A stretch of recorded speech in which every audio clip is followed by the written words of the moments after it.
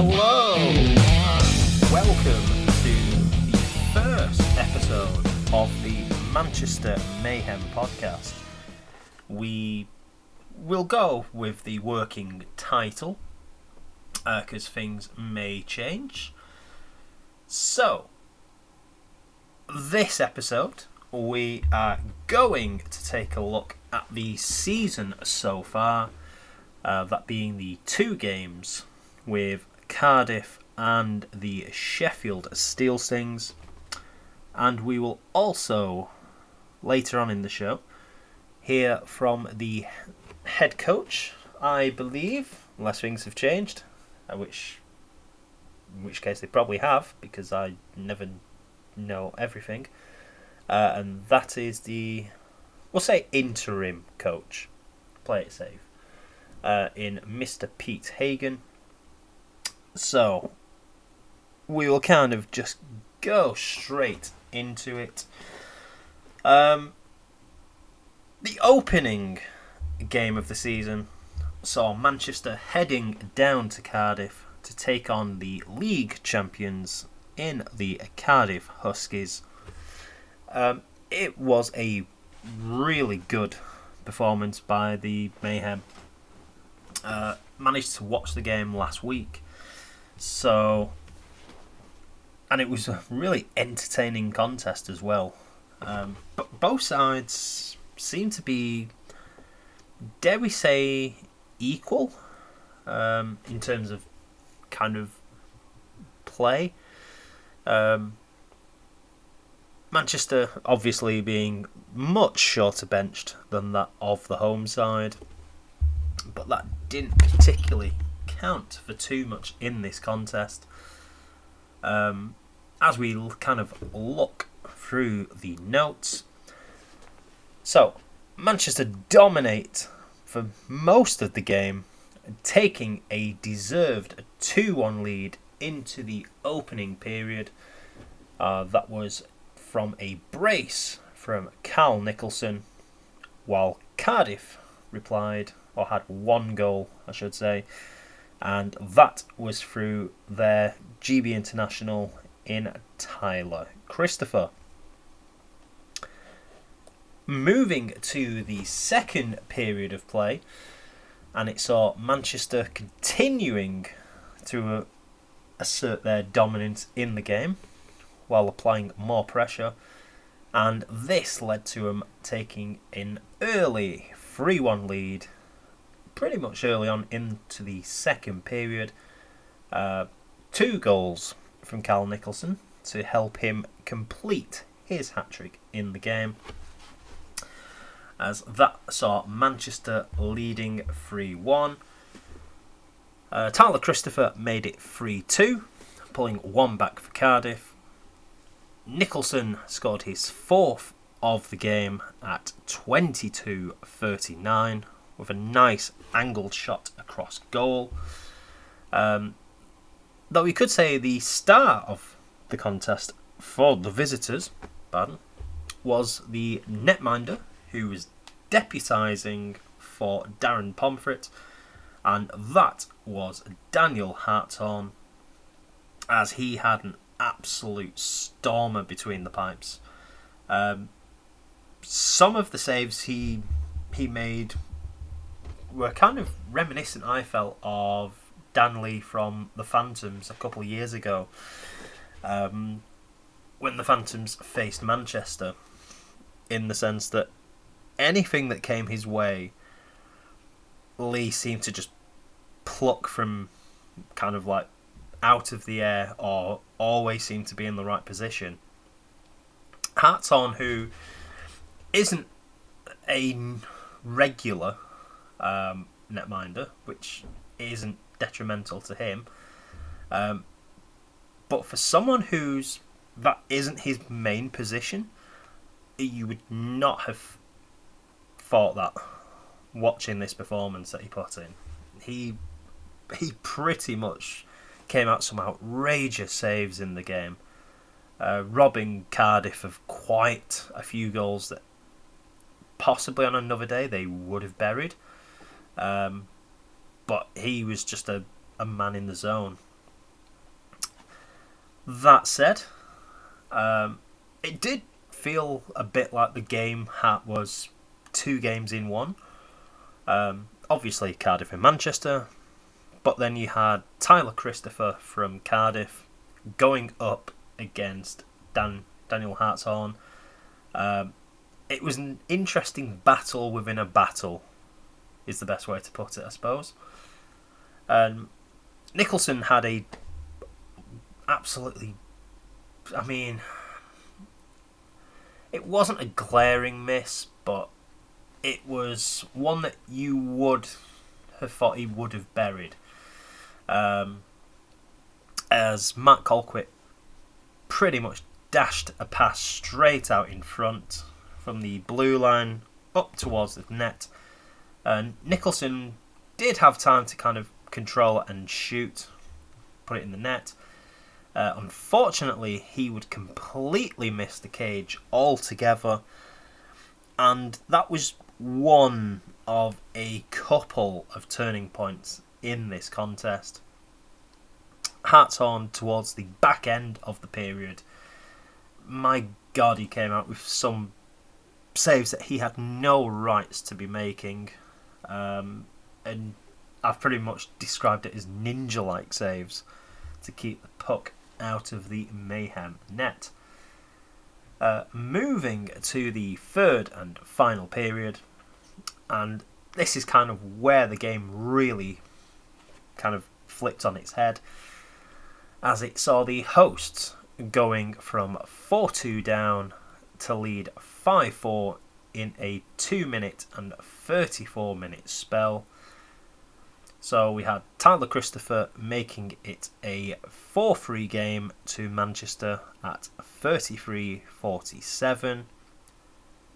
John Legaladek, who moments before had been superbly robbed by Hartshorn, unfortunately he was to get the last laugh between the two, as he made it 4-4. That coming at 34-35. Then 96 seconds later saw Christopher making it 5-4 Cardiff. And from that point onwards, it just seemed to be a case of the game had got away from Manchester. I think you could see it early on during this kind of little goal glut that Cardiff had. Having only like one spare player on the bench compared to Cardiff, who could rotate, I think, a couple of lines at least. You could see the tiredness had really kicked in by the time we got to the third period. But that said, Manchester, while looking a tired outfit, they still battled hard. They had a great chance to level towards the end of the game. That was through Felicity Gregory, when Carl Nicholson spotted Gregory all alone in front of goal. He played an inch-perfect pass for Gregory. However, the Mayhem forward was stopped cold by Nicole Hill in the Huskies cage to keep the home side 1 goal ahead. And then the real kind of nail in the coffin, if you like, came at 43-55 when Tyler Christopher finished things off with his 5th of the game to make it a 6-4 victory and condemn Manchester to a opening day loss.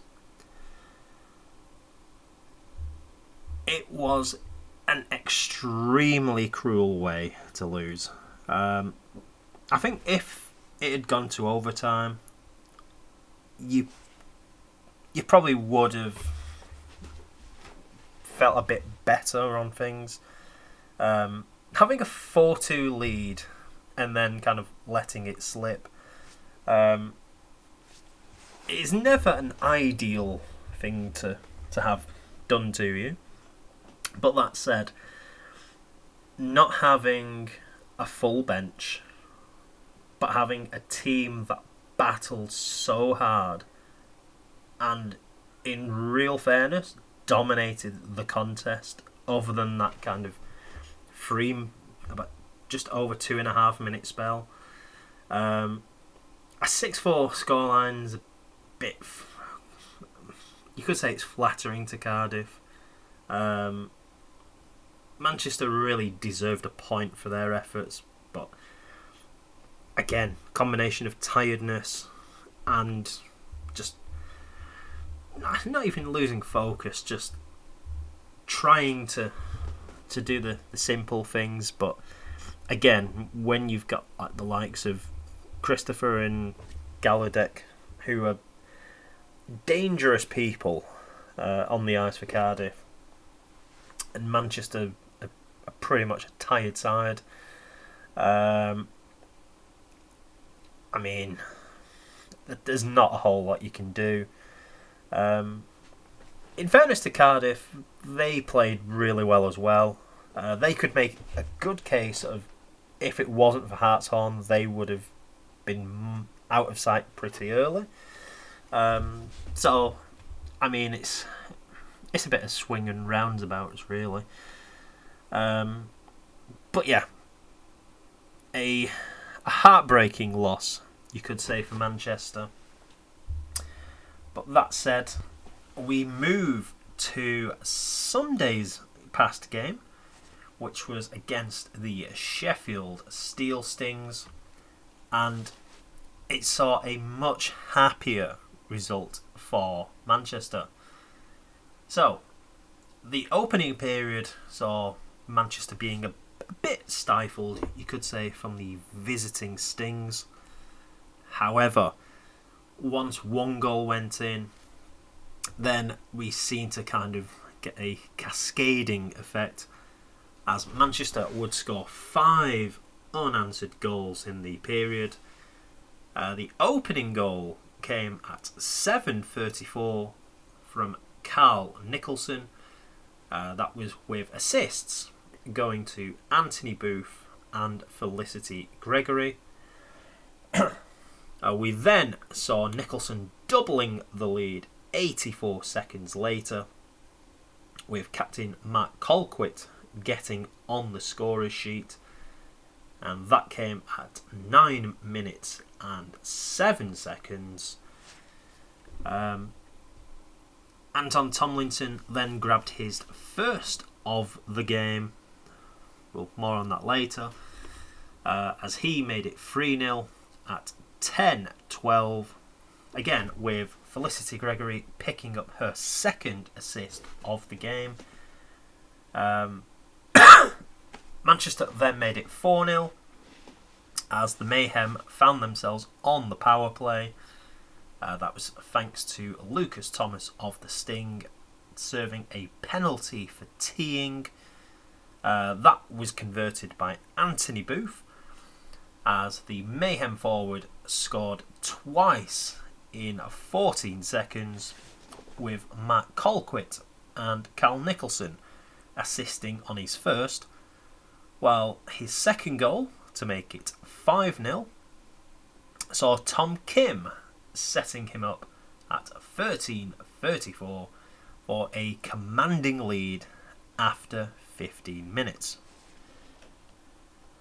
Moving to the middle stanza, and not a whole lot really happened from my notes, other than the two sides traded penalties, as we saw Ross Clark of the SteelStings and one of the new bodies to the Mayhem this season in Nick Terrell, who has iced for the GB women's side. She made her debut for Manchester, and also saw a home debut to Fiona Naylor. So we had two people making their home debuts. Both did really well. But going back to things, it saw both Clark and Terrell picking up interference calls in the second period. That was pretty much the excitement of the second period that I have. In the third and final period, however, it saw Manchester rounding things off at 39-43 with... Now, depending who you go off, I will use two different versions for this. The first version. Anthony Booth completed his hat-trick. Anton Tomlinson scored his second of the game, as Manchester scored their sixth of the game, with Carl Nicholson assisting, because we definitely know that is what happened. Victory was sealed. Manchester gets their first league points on the board and sees the two sides renewing acquaintances this coming Saturday at Sheffield, where hopefully Manchester will be able to keep up their winning run and make it 2 wins on the bounce. So, moving past that, we will now have a little quick unofficial gander, if you will, at the Mayhem points scorers. So, this is based off the game sheets, because I know certain people will not like this. So, going off the game sheets, Carl Nicholson is the top scorer with 8 points, that being due to 6 goals and 2 assists. Second place is Anthony Booth with 2 goals and 2 assists, or as he would like to say, 3 goals and 1 assist. Third is Anton Tomlinson with 2 goals and no assists. Unofficially, 1 goal, 1 assist. Then we move to the assists, as Felicity Gregory and Matt Colquitt both have 0 goals but 3 assists to their name. Tom Kim remains the only other outstanding player with 1 assist, while on the dirty side of the game, if you will, in penalties in minutes, and it sees Nick Terrell holding that distinction with the 2 minutes for interference, that they picked up on Sunday. And in terms of the goalie stats, again, these are all unofficial, you see.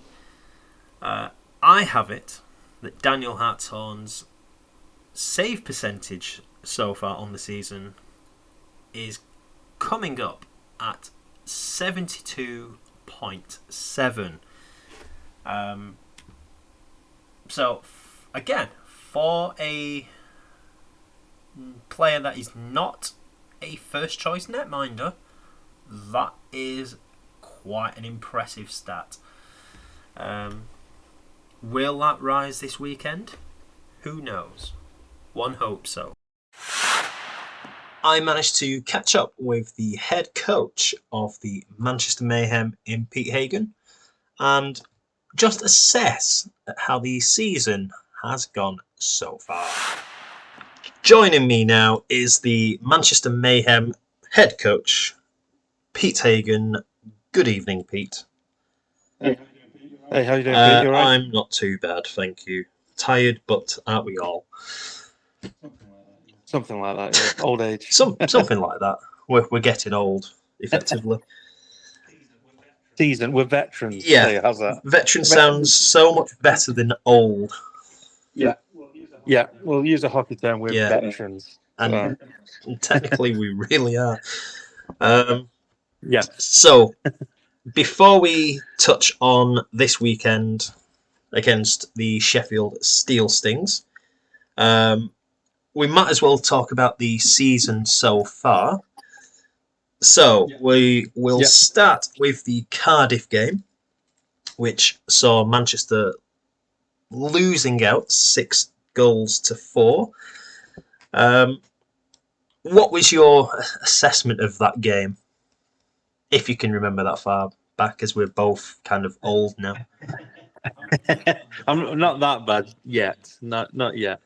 No, it was a really good game, considering the short bench we had due to kind of injuries, people sort of being away, things like that. I think if you'd have said at the beginning of the game 6-4 and we'd have been leading most of the game, I think we'd have sort of taken that. So really weird that at the end of it 6-4 we were disappointed to lose, based on how we played. But no, really impressed with the team. Couple of kind of almost like debuts. We had Fiona making a competitive debut, and Dan making his first competitive start in net. So yeah, there's not much better we could have hoped for from that game. Everyone played really well. Hopefully it'll be a good kind of starting point for the rest of the season. I was touching on Daniel Hartshorn, who made his debut between the pipes in a league capacity. Having watched the game and done the commentary after the event, can you explain how he didn't win Player of the Game? You put me on the spot now because it was me who picked it. Yeah, to be fair, just the way everyone played, it really was difficult to pick just one player. There's generally, I think I could have picked anyone, and I think everyone else would have been annoyed I hadn't picked them. I think it was just the fact that obviously the way Carl played, like the whole game, literally having to stay on the ice the whole time and almost like conduct the play, as it were, just kind of tipped it for me. But again, literally, you could have, just watching the game, you could have picked pretty much anyone, and you couldn't really complain about anyone getting man of the match. So I've had a few sly looks off Dan, and that's like, why didn't you pick me? So yeah, hopefully it gives him a reason to prove me wrong with the rest of the season. So can I say it's a coaching decision and hopefully some mind games, and hopefully you'll believe it was a nice, safe bet by you. We'll put it that way. We'll go with that. The game itself, though, as you said, it's rare that you come away from Cardiff feeling disappointed not to have won. Because I think most of the time when we go down there, we're kind of hoping to keep it close at least. Just put on, as long as we make like a good team performance. It's almost like the performance first and the result secondary, which is kind of the other way around, I know. But with the side, I like to call it we're in a transition phase at the moment, especially after like the first season back and kind of what happened there, and we're kind of not so much behind everyone, but I think the one bonus from that 1 year where we didn't have our what you'd call the top end players, it turned out to be a very, very good developing season, which was a blessing in disguise, so to speak. Yeah, it was weirdly, it was a very dangerous thing. Because we kind of knew that season, like two seasons ago, we probably weren't going to be in most of the games, and you look at the score lines, you probably sort of think how bad did they play, because the scores weren't close for most of the games. So it could have quite easily been where quite a lot of the new players were like, you know what, I'm not paying stupid amounts of money to travel up and down the country just to get battered, basically. So it could have really potentially destroyed the team. But what it did was actually brought everyone close together. And genuinely, hand on heart, if you'd have walked into the dressing room of either team when we played, you'd swear we'd have won every single game because everyone was just laughing, joking, and really getting behind each other. So that really helped with some of our newer players probably getting 3 or 4 seasons worth of ice time in one. So it kind of turbocharged some of the development of some of the players. And then obviously getting, like I said, Carl, Peggy, and people of that ilk kind of coming back after kind of playing for Peterborough to kind of help them out that year. It's just kind of integrating that, kind of those the new players and then the old players kind of coming back in. So yes, I think like you're saying, it's especially with Cardiff the last couple of years, they've been like the team to beat, and that in the league especially. So you're not always overly confident going down to Cardiff to play them and thinking you're going to come away with any of the points. So especially when you go down with the short bench that we had, for want of a better term, a brand new goalie in net, and a player making her debut, and the fact that it was 6-4 and we felt disappointed not to win, and that was I don't think you'd have asked for much more really. It's one of those rare times where even in defeat it felt more like a victory than anything. Yeah. So we kind of drew a line under that match. And then we came to this past weekend, or last weekend, I should say, against the Sheffield SteelStings. How would you kind of describe that game? It was another good performance. We weren't quite as sharp in front of net as I hope we could have been. Partly it was just passes not quite making it. I mean, Tom, God bless him, how he didn't score and a hat trick and some of the best goals of a hat trick is beyond me. Just hooks just a little bit behind him or bouncing off someone's sort of like blades and whatever. Obviously Brian and Damo in net for the Stings made some quality saves as well. But yeah, we played really well. We could have been a little bit sharper from the net. The thing again that was a bit weird was obviously we've got to have a certain number of classifiable athletes, registered athletes on the ice at all times. So it's a 50-50 split between able-bodied and those who are classified. And we were short on those players, so it made kind of line changes a bit kind of weird. It was a bit chaotic at times. Hopefully we've got that sorted for the upcoming game. But yeah, again, it was good sort of preparation, giving people more ice time, starting to roll the lines a little bit more than probably we have done in the past.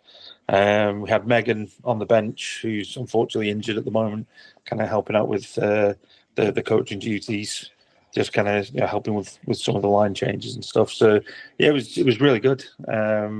So hopefully, again, just building on those performances, and that hopefully with this upcoming game against Sheffield, and then probably the harder tests against the Kings, and the Phantoms as well. And then obviously we've got the Huskies again coming up in a week or so's time.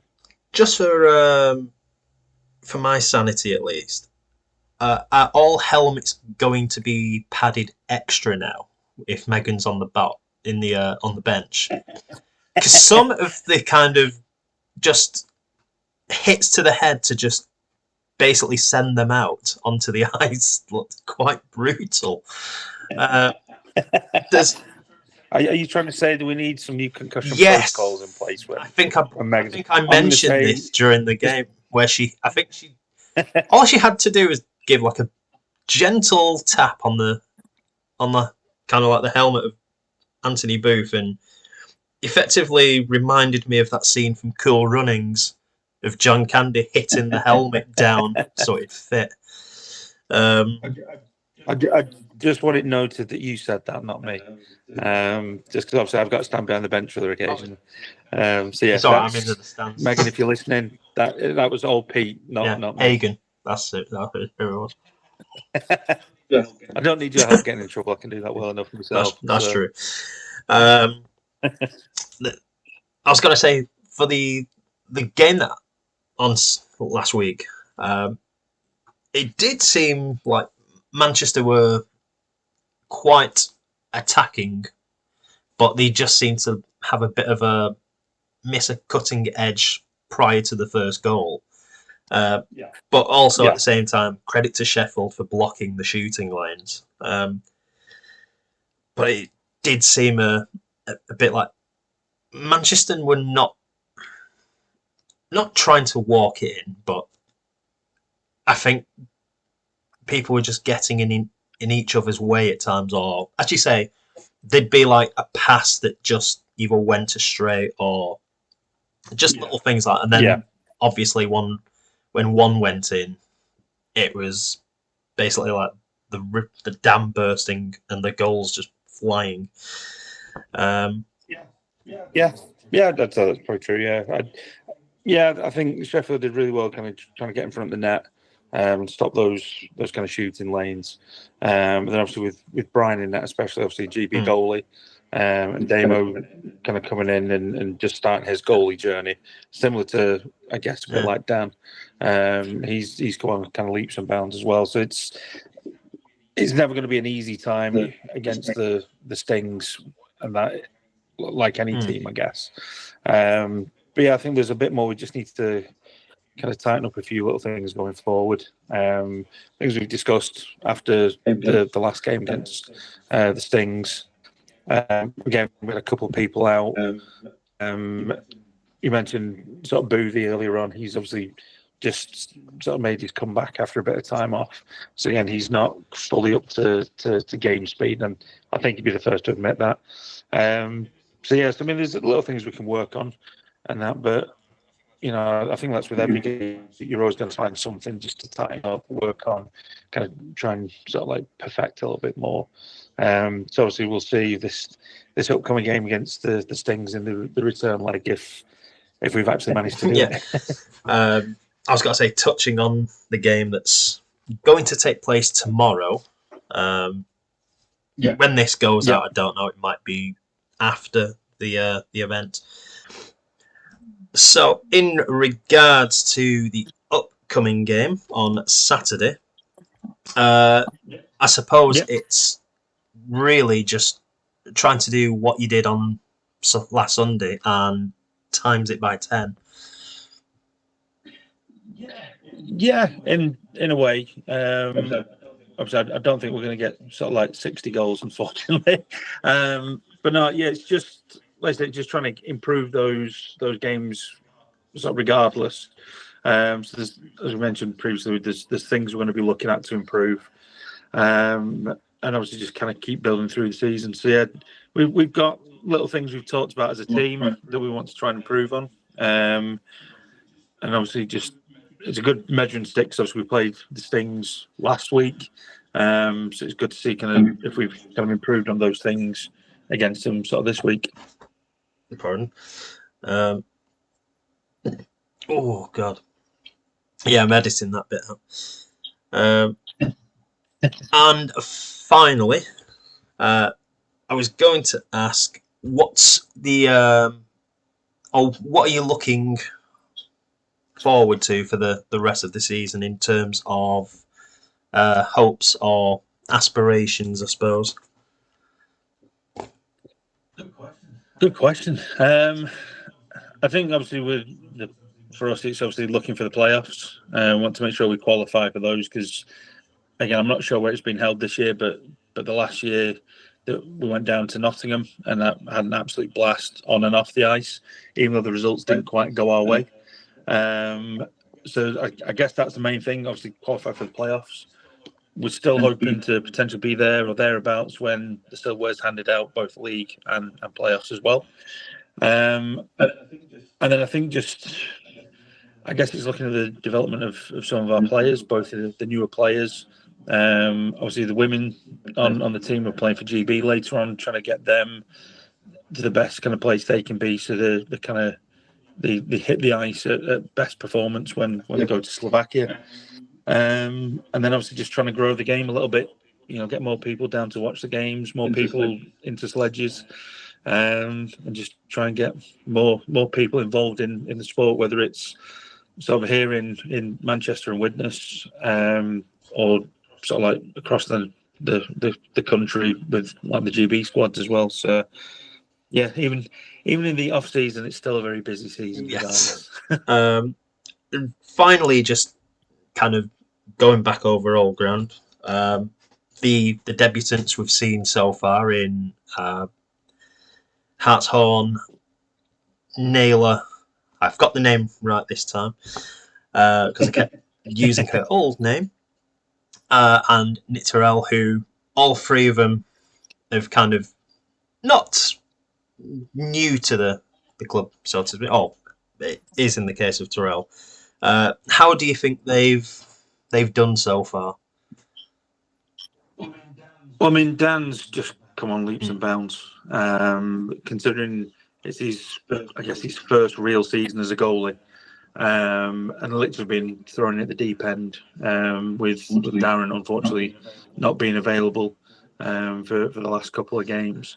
Obviously, you send the footage for Cardiff and to a lesser extent, I guess Sheffield, as he didn't have as much to do in that one.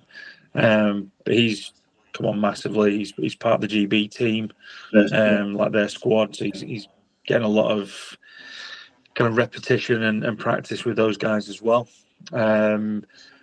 Fee has really come out of her shell. She's got no fear whatsoever. She just doesn't care whether it's someone brand new or it's the best player in the league. She just doesn't seem to phase her. She's happy to kind of give it her all and has done really well. Again, being thrown at the deep end with sort of cement armbands, I guess is probably the best way of putting it. She's managed to do really well. And then Nick joined us again, just try and get some game action because again, unfortunately, she lives up in Edinburgh, where there isn't a really close by team. We're technically her closest. So I knew she was kind of coming up from the GB camp in Cardiff. Suggested if she fancied kind of jumping on the ice, obviously get some game action before the World Championships. And again, jumped in, considering she never trained with us before. Did really well. Managed to get two. I was going to say that. Yeah, wearing my jersey, the irony was not lost when I look up. So my number with 2 minutes and a penalty against it, I thought was quite funny.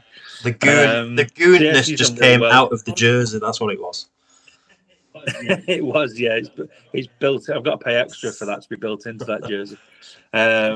So yeah, she's done really well. Hopefully, again, it won't be the last game that she manages to get to play with us sort of this year. So yeah, we're really happy with the progress. And then some of our, I guess, newish players, people like Anton and people of that ilk. Again, they're really pushing on. Anton obviously got his first 2 goals against the Stings last week. So hopefully that'll be giving a really good kind of boost for the rest of the season as well. So yeah, I don't think there's any kind of issues with any of the players on there and what they're giving to the team and that so far this year. So hopefully it'll continue and we can have an even better year than we did last year. And just because if Booth might be listening to this, have we officially took the goal off him, or is he still trying to claim it? I think he's going to keep claiming it. I think if you've got decisive video evidence that he didn't score it, he'd still try. Yeah, I mean, I'll be completely honest. I'm going to sound like a Premier League manager. I didn't actually see it. The first I knew that Anton had got given the second goal was when they announced it after the timeouts. And because I was too busy trying to sort of be Pete Bradbury Jr., trying to coach and film the game on the bench on my phone. I didn't quite actually see who it was.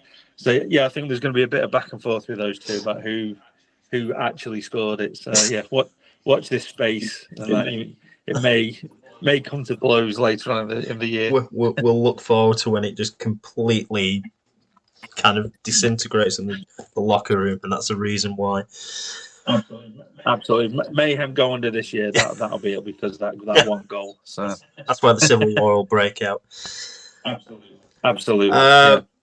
Thank you, Coach Hagan, for joining us on this podcast, and no doubt we will catch up with you. Well, I'll catch up with you tomorrow at least. But for the podcast at least. I'm sure this won't be the last time we hear your dulcet tones.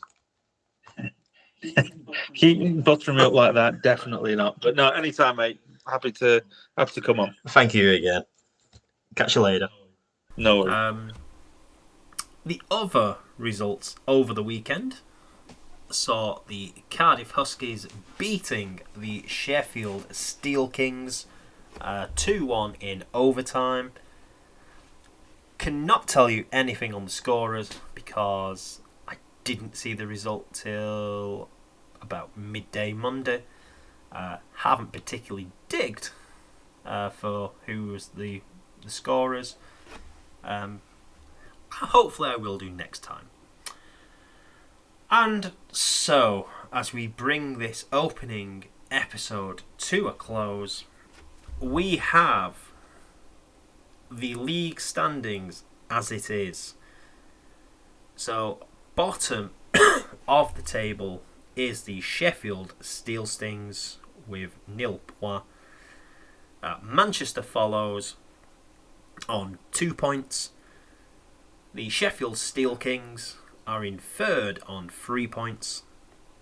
Second place is the Peterborough Phantoms on 4 points, while leading the way by 2 points, or 2 points more I should say, on 6 is the current defending champions, the Cardiff Huskies. And I believe, I could be wrong, I believe this weekend has Cardiff and the Kings meeting again. To which that will be an interesting matchup, considering what took place over weekend. But yes, that is your first episode of the Manchester Mayhem podcast. This is pretty much just to get our feet under the desk, so to speak. Thank you to Pete Hagan for joining me to chat about the side so far. We may get him back for next week because, one, it's easier to chat to, and it's always interesting to get perspectives.